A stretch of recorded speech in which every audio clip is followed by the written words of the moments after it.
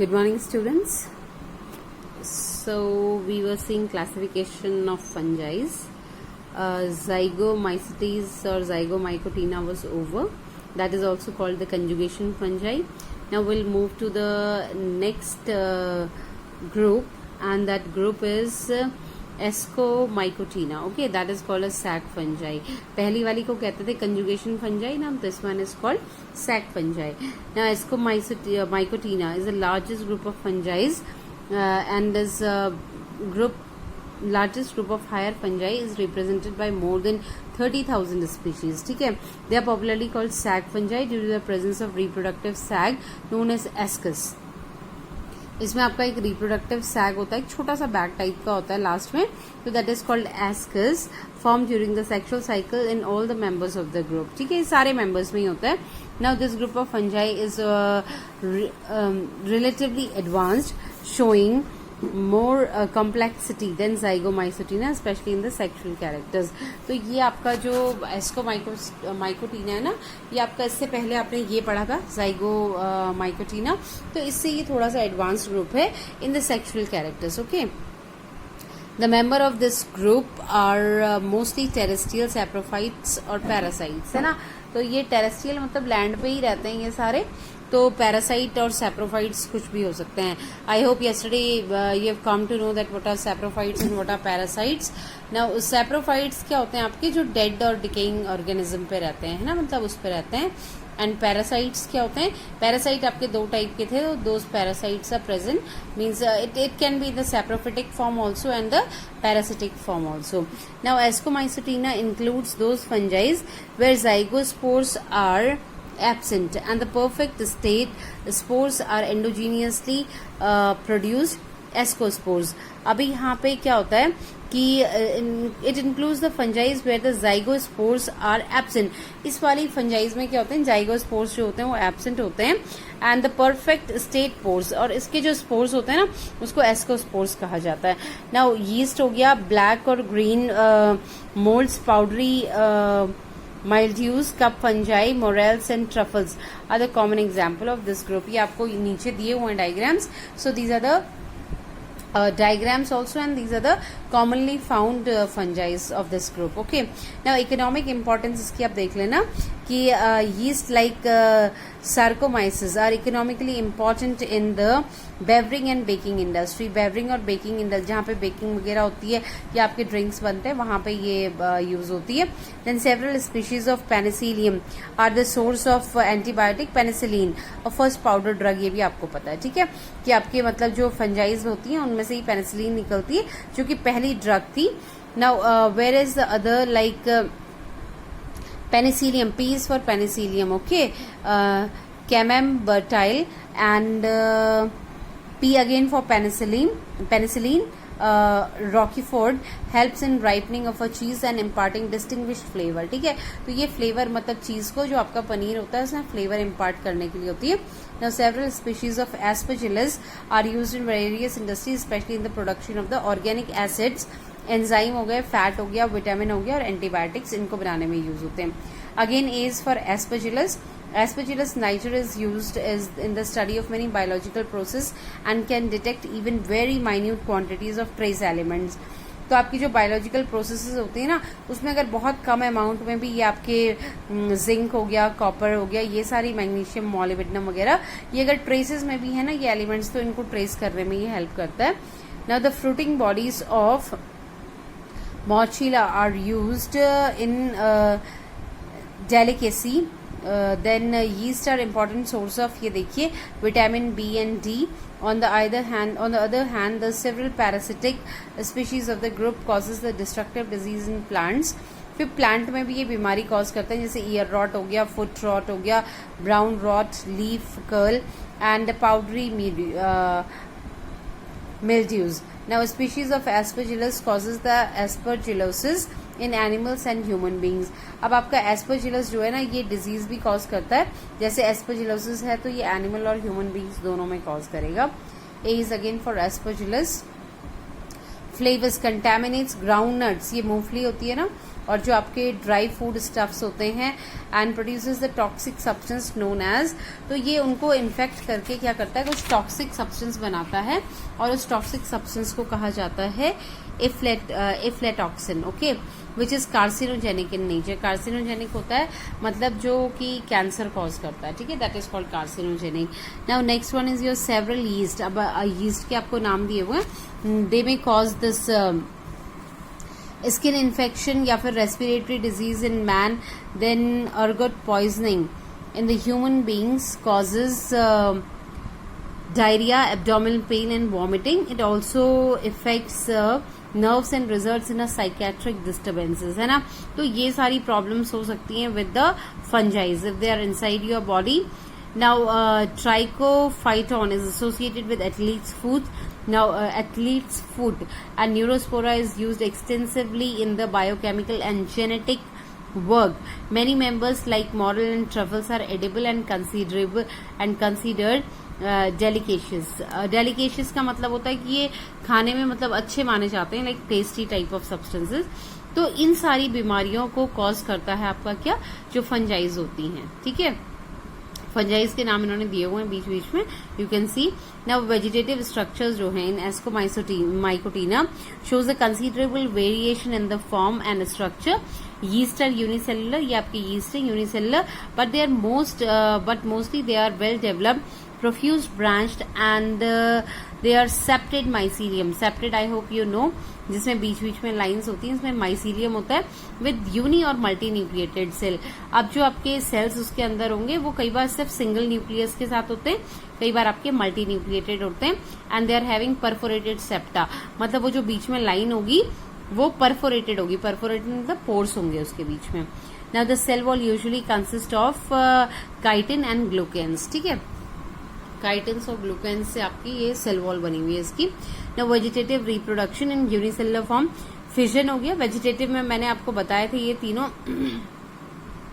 Fission, fragmentation, budding are the most common method of vegetative propagation. Asexual में देखिए, इसमें asexual by takes place by conidia, आपका एक sporangiophore था, एक कोनिडिया था, है ना, तो यहाँ पे कोनिडिया से हो रहा है, and the tips of a special hyphae called कोनिडियोफोर्स। यहाँ पे इन्होंने ये देखिए पूरा लाइफ साइकिल दिया हुआ, you can see this, it is figure 51C। 51C is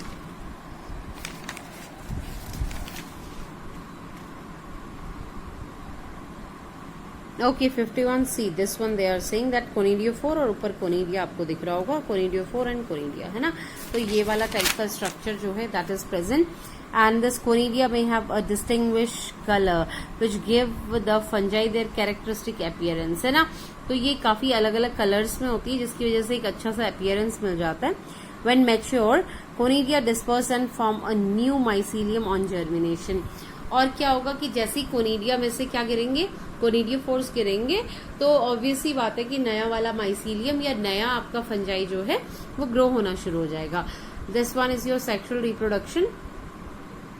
It takes place by gametangel copulation और gametangel contact, somatogamy या फिर spermatization, ठीक है। ये 4 तरीके हैं इसमें सेक्सुअल रिप्रोडक्शन के। Now fertilization involves plasmogamy, fusion of a protoplasm by और karyogamy, fusion of a male and female nuclei. देखिए प्लाज्मोगैमी का मतलब क्या होता है कि प्रोटोप्लाज्म का फ्यूजन होना, मतलब प्रोटोप्लाज्म क्या होता है, दोनों सेल्स का मिल जाता है। तो मोस्टली इस तरीके से ही जो मतलब फर्टिलाइजेशन हो रहा है, उसमें पहले आपका जो 2 सेल्स है ना अलग अलग स्ट्रेन की, वो क्या करेंगी, अपना जो साइटोप्लाज्म है उसको क्या करेंगी, मिक्स करेंगे, और उसके बाद यूनियन होगी आपकी karyogamy, that is the fusion of a male and a female nuclei, ठीक है। मेल और फीमेल न्यूक्लियस जो होता है फिर यूनाइट होता है। Now here cycle has been given. ये देखिए आप ये देख रहे होंगे, ये फीमेल ब्रांच है जो लंबी वाली है, ये मेल है, ठीक है। तो ये देखिए इसमें एंथ्रीडियम जो है ये ग्रो होने शुरू हो गए हैं आपके मेल वाले में, और फीमेल में देखिए एस्कोगोनियम दिख रहा है, जो आपके दूसरे पेज में अभी मैं पढ़ाने वाली हूँ ना, वो यही वाला पोर्शन है। देखिए antheridium, ascogonium, then these are matured. फिर ये आपके क्या होते हैं, ये पूरा इसके चारों तरफ क्या होता है, ये लिपट जाता है। जो ये आपका कौन सा वाला गैमेट है, ये मेल ब्रांच है जो है ना। और मेल ब्रांच के बाद देखिए पेयरिंग ऑफ न्यूक्लियाइज, इसमें से जो सेल्स निकलेंगे और इसमें से जो दोनों में से जो सेल्स निकलेंगे ना, फिर वो पेयरिंग करते हैं न्यूक्लियस की, ठीक है। एस्कोजीनियस हाइफी, ये देखिए दोनों आपके न्यूक्लियसेस आ गए हैं, दिस लाइक दिस एफ, फिर ये इस तरीके से डिवाइड करता है and this type of cells are formed, ascus mother cell, then this one this one this one, ये आपके देखिए सेल्स धीरे धीरे डिवाइड हो रहे हैं, एस्कस एस्कोस्पोर, देन जर्मिनेटिंग आपका एस्कोस्पोर जो है ये धीरे धीरे जर्मिनेट होगा, again it will form the mycelium, ये आपका आर जे के बाद है आपका एल, ये वाला पोर्शन जो है ये ऐसा बन जाता है, ठीक है। एल के बाद आपका एम आ गया, फिर एन आ गया, ये आपका सिंगल सेल इन्होंने दिखाया हुआ है दिस टाइप। ये आपका क्या हो रहा है इसमें, एस्कस है आपका और ये एस्कोस्पोर्स है, ठीक है। ये स्टेराइल हाइफीज हैं, then this is forming after this M के बाद एन देखिए, और ये पूरा आपका फिर एस आ गया, एस के बाद फिर वापस ए आ जाएगा। So this is the cycle in penicillin. The male and the female sex organs are known as antheridium and ascogonium, ये आपको पता है, एस्कोगोनियम रेस्पेक्टिवली। तो एस्कोगोनियम फीमेल हो गया और एंथ्रीडियम जो है ये मेल पार्ट हो गया। Both the sex organ develop on the same hyphae and on the two adjacent hyphae of the same mycelium. Now the multinucleated helix, helical and elongated structure that coils around each other. The pairing of the nuclei of Anthridium and Ascogonium, or more commonly the Ascogonium only takes place, है ना। तो यहाँ पे pairing होती है, जो मैंने आपको बता दिया था। यहाँ पे देखिए ये आपका मेल और फीमेल गैमेट्स जो है ये दोनों क्या कर रहे हैं, they are getting attach to one another, और यहाँ पे पेयरिंग होने लग गई है न्यूक्लियस की, ठीक है। Now this the pairs of a nuclei migrate to the hyphae produced by the ascogonium. Now the ascogenous hyphae collects around the sex organ and forms the characteristic ascospore, है ना। Now the terminal cells of ascogenous hyphae function as a ascus mother cell. Within these cells, the two nuclei of the dikaryon fuse together to form a diploid nucleus. The diploid nucleus then undergoes the meiosis and one of the nuclei is incorporated into an ascospore. अभी देखिए आपका ये जो diploid nucleus है, यहाँ पे देखिए जितने भी ये मिल रहे हैं ना, ये क्या कर रहे हैं, डिप्लॉइड न्यूक्लियस बना रहे हैं, क्योंकि मेल और फीमेल जो है ना गैमेट, इसके मिलने से क्या होगा, मेल और फीमेल के मिलने से क्या होगा, 2n हो जाएगा नंबर में। तो 2n के बाद क्या होता है, मियोसिस होता है आपका, और मियोसिस होने से क्या होगा कि हाफ हो जाता है नंबर ऑफ क्रोमोसोम्स। यहाँ पे आते आते जो आपका n है ना, यहाँ देखिए यहाँ पर मियोसिस होगा आपका, और मियोसिस होने से क्या होता है, हाफ हो जाएगा number of chromosomes. Now this is haploid, okay. Now ये diploid nucleus, the diploid nucleus then undergoes meiosis and one nuclei is incorporated, of the two nuclei. The diploid nucleus then undergoes the meiosis and forms mitosis, forming 8 haploid cells. पहले आपका meiosis होगा और meiosis के बाद mitosis से क्या होंगी, 8 haploid cells बन जाएंगी, ठीक है। ये देखिए यहीं पे इन्होंने दिखाया हुआ है, यहाँ पे ये आपकी 4 बन गई, और 4 से फिर शायद यहाँ पे मियोसिस, और उसके बाद इन्होंने क्या किया, ये 8 सेल्स आपकी फॉर्म हो गई है यहाँ पे, ठीक है, like this. These cells are formed, ये यहाँ पे देखिए 1 2 3 4 5 6 7 8, ठीक है। यहाँ पे ये देखिए ये मियोसिस होगा, और मियोसिस के बाद ये आपको दिखाया हुआ है KLM। ये आपके जब हैप्लॉइड बन जा रहे हैं ना, यहाँ पे मियोसिस के बाद हैप्लॉइड बन रहे हैं, तो ये आपका हैप्लॉइड का स्ट्रक्चर है, और फिर ये इस तरीके से क्या करेंगे, दे विल अरेंज देमसेल्फ, जो उसके क्रोमोसोम्स है। तो ये आपकी हैप्लॉइड सेल है at the last. Now the sac like cells at this point is called ascus. तो यहाँ पे ये जो सेल्स जो होते हैं ये एक सैग जैसे दिखते हैं, जैसे बैग होता है ना, तो इसको बोलते हैं ascus. Each of the haploid nuclei is incorporated into an ascospore. When the ascus ruptures, the ascospores are liberated. They germinate on a suitable substratum, forming a new mycelium. अब देखिए ये आपके इतने सारे ascospores जो हैं ये बन गए हैं यहाँ पे। ये आपका सिंगल इन्होंने दिखाया हुआ है, ठीक है। उसके बाद क्या होता है कि ये सारे एस्कोस्पोर्स जो होते हैं ये रिलीज होते हैं बाहर, है ना। आफ्टर मियोसिस के बाद देखिए कितने सारे बन गए। फिर ये इन्होंने एक का स्ट्रक्चर दिखाया हुआ है, और ये आपके एस्कोस्पोर्स हैं, ये जब रिलीज हो जाते हैं ना बाहर, इसमें से पूरा फटने के बाद जब रिलीज होंगे, तो रिलीज होके इस टाइप का लाइफ साइकिल फिर से शुरू कर देते हैं। यहाँ पे आके फिर से डिप्लॉइड हो जाएंगे ये सारे सेल्स, और डिप्लॉइड होने के बाद आप यहाँ देखिए यहाँ पर मियोसिस हो रहा है, तो 8 सेल्स बन गई।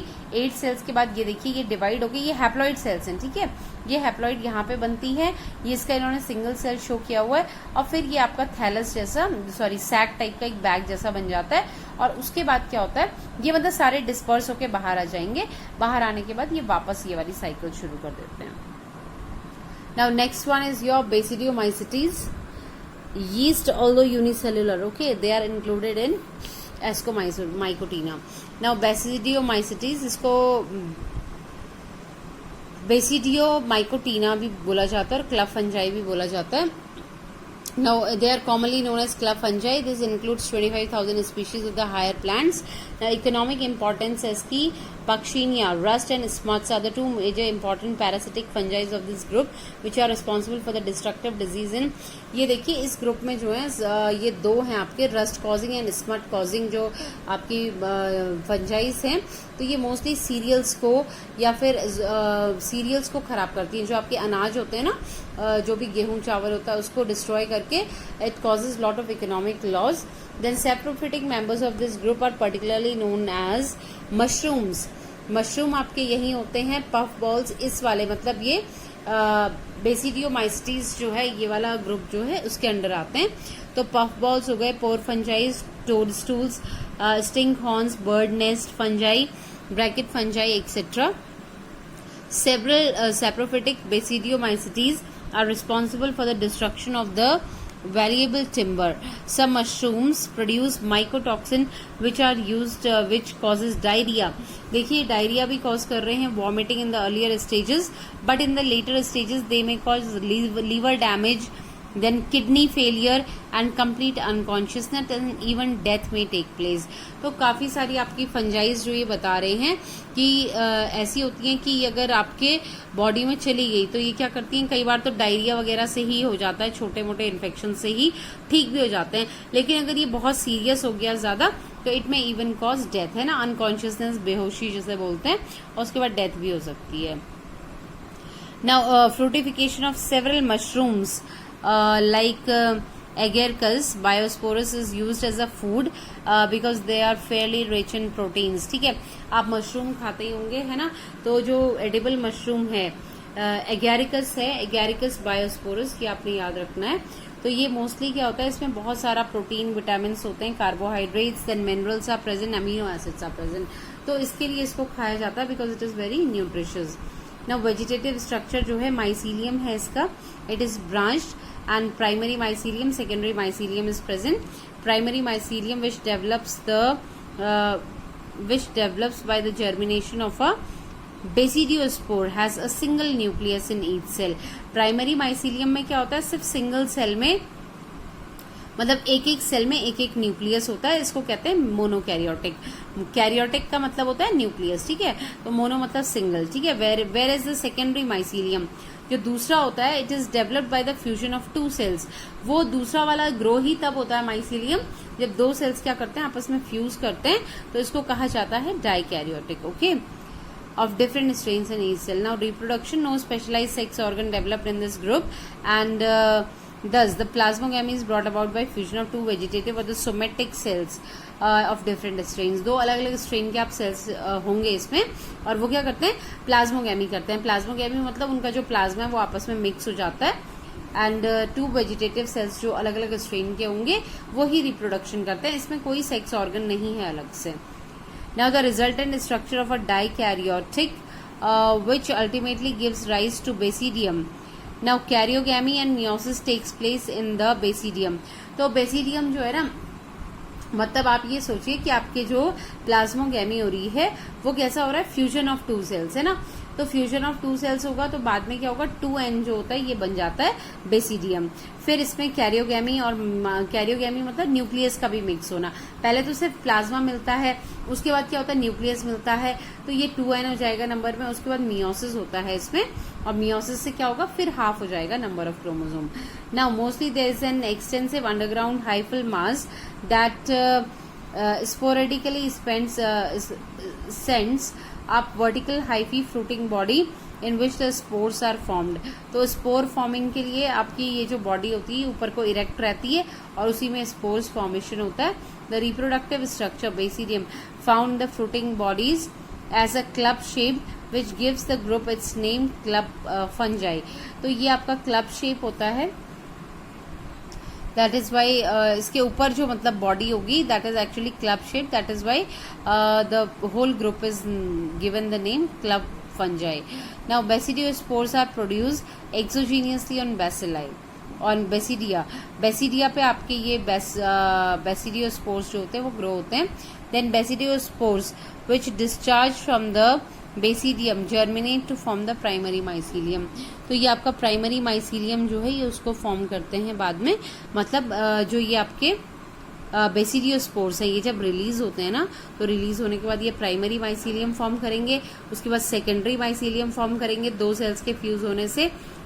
उसके बाद 2 सेल्स के जब ये इसमें कोई सेक्स ऑर्गन अलग से नहीं है उसके लिए नॉर्मली 2 सेल्स फ्यूज करते हैं।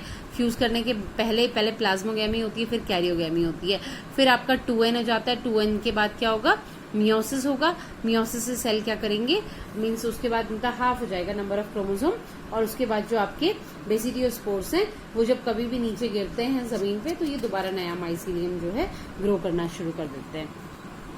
Next group is your Deuteriomycetes, Deuteriomycotina. This is also called fungi imperfectica, है ना। तो ये आपकी imperfect fungi है। अब क्यों है, that I'll take tomorrow in the class morning. Okay, so please go through the text and thank you.